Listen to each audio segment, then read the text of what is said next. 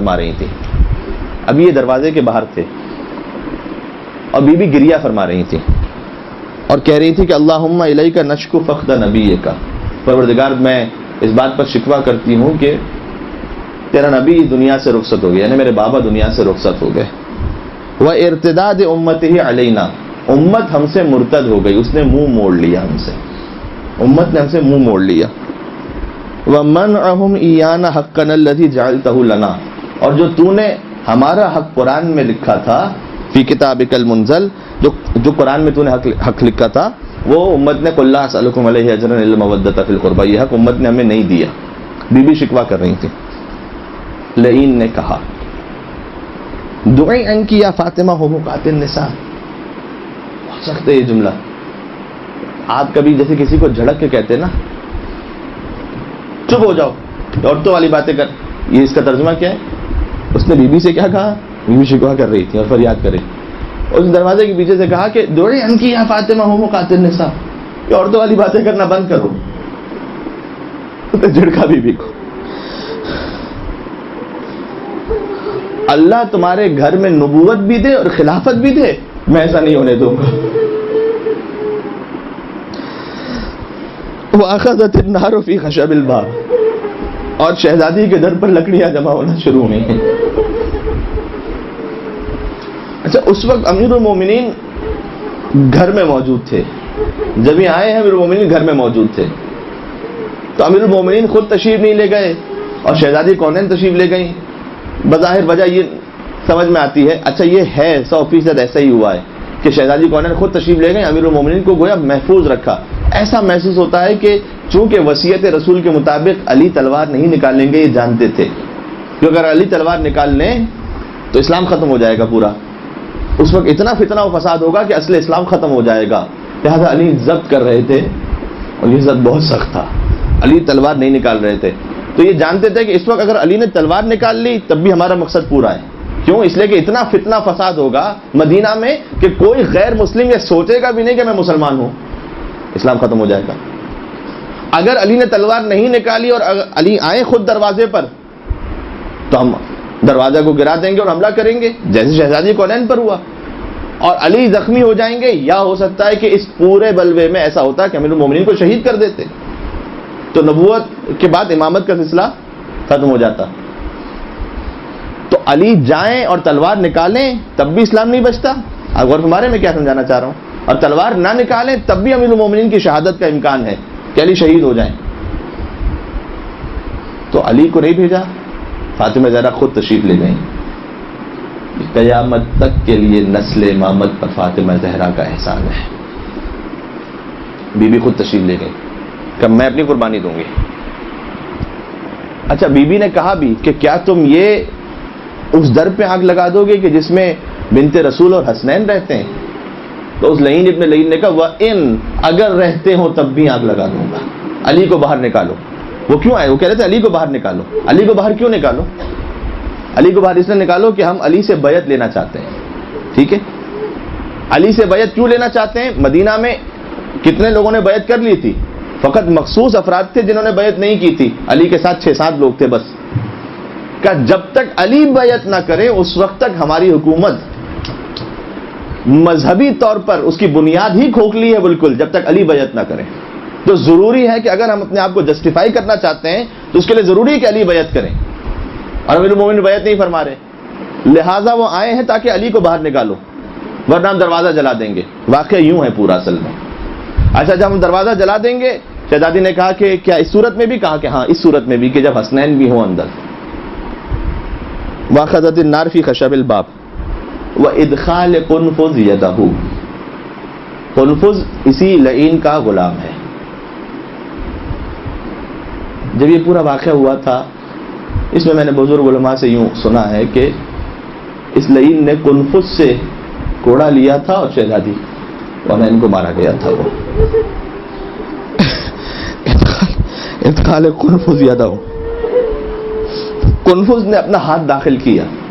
قنفذ نے اس دروازے کے اندر، لکڑیاں جمع ہو رہی ہیں اور ایسا محسوس ہوتا ہے کہ جیسے گویا آگ آہستہ آہستہ لگنے لگی ہے، اور شہزادی بالکل در کے پیچھے ہے کہ میں علی کو نہیں جانے دوں گی. میں پھر کہہ رہا ہوں یہ ایک زوجہ کی قربانی نہیں ہے شوہر کے لیے، یہ فاطمہ زہرا کی قربانی ہے علی کی امامت اور ولایت کے لیے. کہا میں علی کو نہیں جانے دوں گی. کنفذ نے ہاتھ اندر بڑھایا، ادخال کنفذ یدہ یروم فتح الباب، دروازے کو دھکا دینا شروع کیا.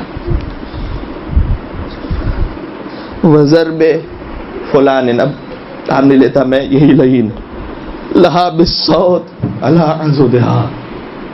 یہ میں اس لیے پڑھ رہا ہوں کہ کبھی ایسا لگتا ہے کبھی ذہن میں خیال آ سکتا ہے کہ مثلا مولانا نے جوش خطابت میں 2-4 جملے کہہ دیے مصائب کے.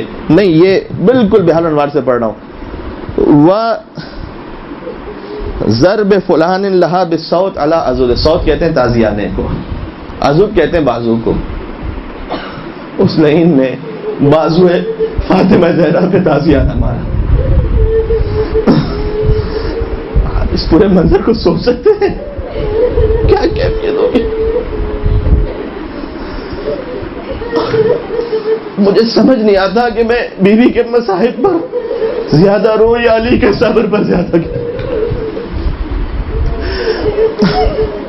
کہ علی سامنے ہو اور کوئی فاطمہ زہرا میں تازیانہ مار دے.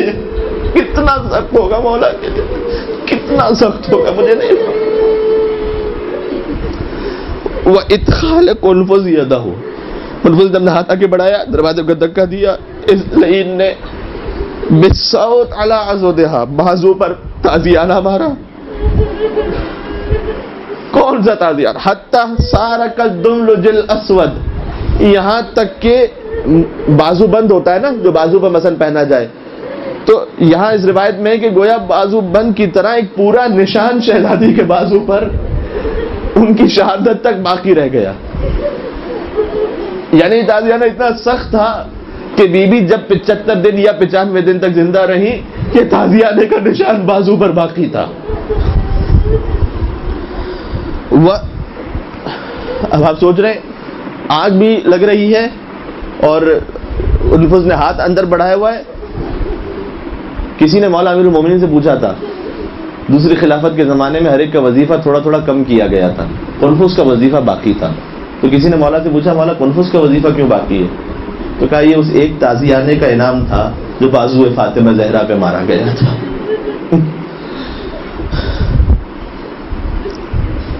تازیانہ بھی لگ گیا. اب کیا ہوا؟ نہیں، یہ مصائب ابھی ختم تھوڑی ہیں. ہمیں نہ بیوی کے صحیح فضائل پتہ ہے، نہ ان کے صحیح مصائب کو درک کر سکتے. ہمیں سے مراد یہ کہ کوئی بھی بڑے سے بڑا ہو، کوئی انسان ہو، انبیاء تک حقیقی معرفت تو حاصل تھوڑی کر سکتے ہیں کوئی. تو ہمیں ان کے فضائل کی معرفت بھی کما حقہ تو نہیں ہو سکتی، ان کے مصائب بھی اسی طریقے سے. یہ تو کچھ وہ چیزیں جو ہم تک سامنے ہیں. ورکل الباب برجلہ، رجل کہتے ہیں پیر کو، رکل کہتے ہیں دھکا دینا. دروازے کو پیر سے کسی نے دھکا دیا. حتی اصاب بطنہ، یہاں تک کہ وہ دروازہ شہزادی کے شکم اتھر پر گرا. ایرانی بزرگ علماء یہ پڑھتے ہیں، یہ پورا واقعہ سنا رہا ہوں. اب ایام فاطمیہ پہ نہ پڑھا جائے تو پھر کب پڑھا جائے گا اس وقت. ایرانی بزرگ علماء پڑھتے ہیں کہ اس دروازے پر ایک میخ تھی، یعنی کیل جیسی تھی. وہ کیل شہزادی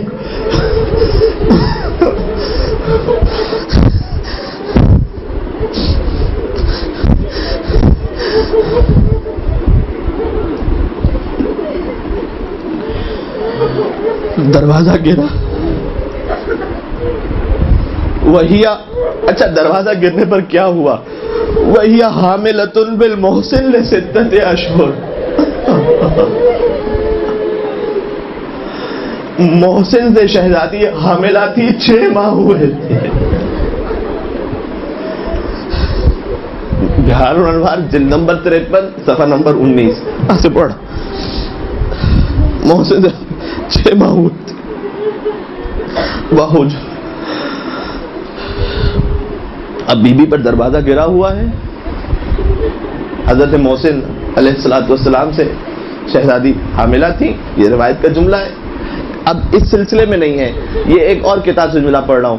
گویا تازیانہ بھی لگ گیا، دروازہ گر گیا. تو یہ خود لعین یہ کہتا ہے کہ جب میں نے دیکھا کہ بنت رسول پہ دروازہ گرا ہوا ہے تو ایک لمحے کے لیے مجھے رسول زادی پر رحم آیا. کہ بی بی حاملہ بھی تھیں، تازیانہ بھی لگا ہے، اوپر دروازہ بھی گرا ہے، محسن کی شہادت. ایک لمحے کے لیے مجھے رسول زادی پر رحم آیا، لیکن اگلا جملہ اس لیے نے کہا کہ بغض علی مجھ پر غالب آ گیا. یہ خود اس بات کی دلیل ہے کہ فاطمہ زہرا کی شہادت ہے علی کی ولایت کی، یہ علی کی ولایت. وہ ہجوم فلان، اچھا ہجوم حملہ ہوا اور بی بی پر دروازہ گرا ہوا ہے اور حملہ، وقت انفذ حملہ کیا، وصفق ہی خدہا، اللہ اکبر. اس موقع پر پھر چہرہ اطہر پر گستاخی کی گئی، تماچا مارا گیا. حتی بدأ کرتا، اب بی بی پر دروازہ گرا ہوا ہے، بی بی پر دروازہ گرا ہوا. حتی بدأ کرتا تحت خمارہا، وہ جو پوری چادر تھی، وہ آپ کے ذہن میں رہے، وہ جو پوری مکمل چادر تھی اس کے تحت بی بی نے اپنے بالوں کو پریشان کیا. وہی تجہر بالبکا، اور فاطمہ فقط روئی نہیں، بلند آواز سے بی بی نے بکا کرنا شروع کی. وتقول، اور کہا، واہ ابتا، اے میرے بابا، واہ رسول اللہ، اے اللہ کے رسول، ابنتو کی فاطمہ تو کذب. اتنے مصائب میں کہ جب تازیانہ بھی ہے، جب دروازہ بھی گرا ہے، محسن کی شہادت ہے، بی بی نے پہلا جملہ ان میں سے کچھ نہیں کہا کہ اے بابا ابنتو کی تو کذب، تیرے باپ تیری بیٹی کو جھٹلا دیا گیا، جھوٹا کہا گیا. اس سے کبھی کبھار میں عرض کرتا ہوں کہ شاید یہ بیوی کے لیے دل میں سب سے بڑا دکھ ہوگا کہ اتنے مصائب میں بھی پہلے یاد کیا اس بات کو کہ آپ کی بیٹی کو جھٹلایا گیا بھرے دربار میں. وَتُضْرَبْ، اور مارا گیا. وَيُقْتَلْ جَنِينٌ فِي بَطْنِهَا، اور میرے شکم میں جو جنین یعنی محسن، اسے شہید کر دیا گیا. اب اتنا ہو گیا، بی بی نے پہلے فریاد بلند کی اور اس کے بعد بددعا کے لیے گویا ہاتھ بلند کیے. اب جب اتنا ہو چکا، وہ خروج امیر المومنین من داخل الدار، اب علی اپنے گھر سے باہر تشریف، اس لیے کہ اب جو کچھ ہو چکا اس کے بعد علی آئے، اس لیے کہ اب یہ امکان نہیں تھا کہ وہ علی پر بھی حملہ کریں. ٹھیک ہے، تو گویا یہ سب کچھ شہادت، یہ ساری قربانی شہزادی نے پیش کی، امیر المومنین کو محفوظ رکھا. اب علی وخروج امیر باہر تشریف لائے من داخل الدار، گھر کے اندر سے، محمر العین، لیکن علی کی آنکھیں سرخ ہو چکی تھی. وہ ضبط ہوگا نا امیر المومنین کا، محمر العین.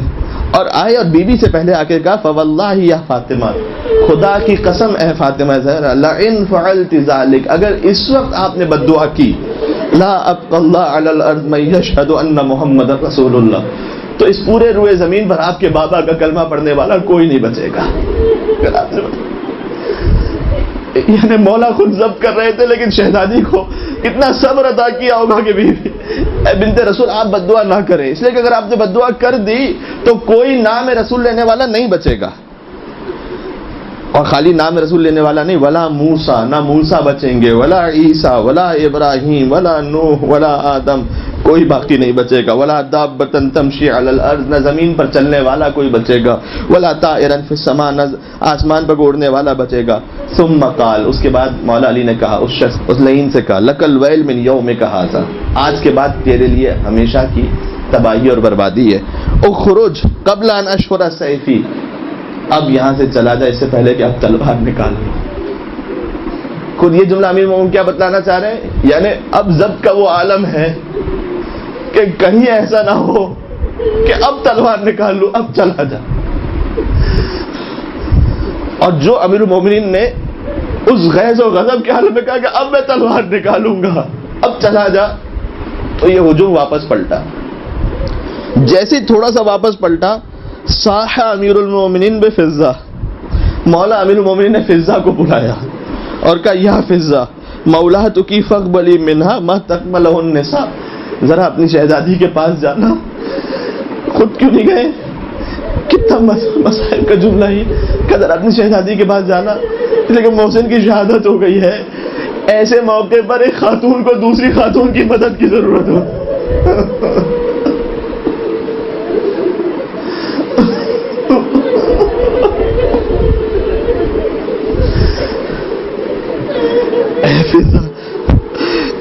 اولادک فاقبلی منها، بالکل ترجمہ کرو، ما تقبلہ النساء.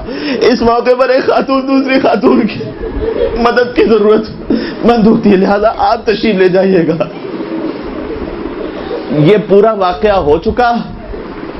وہ علی کی تلوار سے اس وقت تلوار نہ نکالنے ڈر کر چلے گئے، لیکن کچھ دیر بعد واپس آئے، کیونکہ ابھی مقصد پورا نہیں ہوا تھا نا، ابھی علی کی بیعت کیا ہوئی ہے.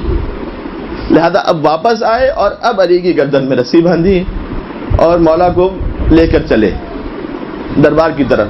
حتیٰ اس وقت بھی دیکھیں، سنیے گا، شہزادی کے مسائب میں آہستہ آہستہ کر کے اس لیے پڑھا تھا کہ پورا واقعہ آپ کے ذہن میں اچھی طرح سے محفوظ رہے. اب امیر المومنین کو دربار پہ لے کر گئے.